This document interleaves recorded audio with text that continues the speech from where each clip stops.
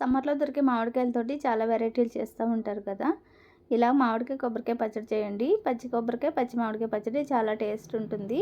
ఎలా చేయాలో చూసేద్దాం రండి.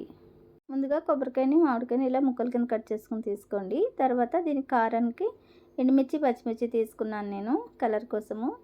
టేస్ట్ బాగుంటుంది, కలర్ కూడా బాగుంటుంది. అలాగే జీలకర్ర ఆవాలు కరివేపాకు వేయించి పొట్టువలసిన పల్లీలు.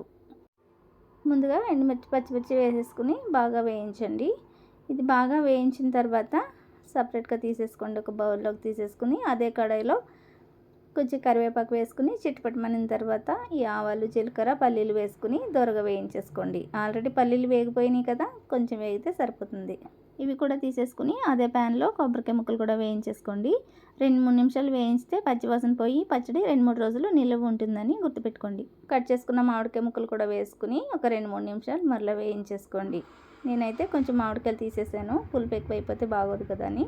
10 వరకు వెల్లుల్లి రొబ్బలు, అలాగే రుచికి సరిపడగా సాల్ట్, కొంచెం పసుపు వేసుకుని ఇది మంచిగా కొంచెం మామిడికాయలు సాఫ్ట్ అయ్యేంత వరకు వేయించుకుని బాగా చల్లారనివ్వండి. అంతవరకు ఈ ఎండుమిరకాయలు పచ్చిమిరపకాయలు మిక్సీ పెట్టేసుకుని దాంట్లోనే అది కూడా వేసేసి బాగా మెత్తగా మిక్సీ పట్టుకోండి. రోల్ అవైలబుల్ ఉంటే రోట్లో రుబ్బుకుంటే టేస్ట్ బాగుంటుంది. ఇంకా సాల్ట్ ఈ స్టేజ్లో చెక్ చేసుకోవచ్చు. సాల్ట్ సరిపోయిందో లేదో చెక్ చేసుకుని సరిపోకపోతే కొంచెం వేసుకోవచ్చు.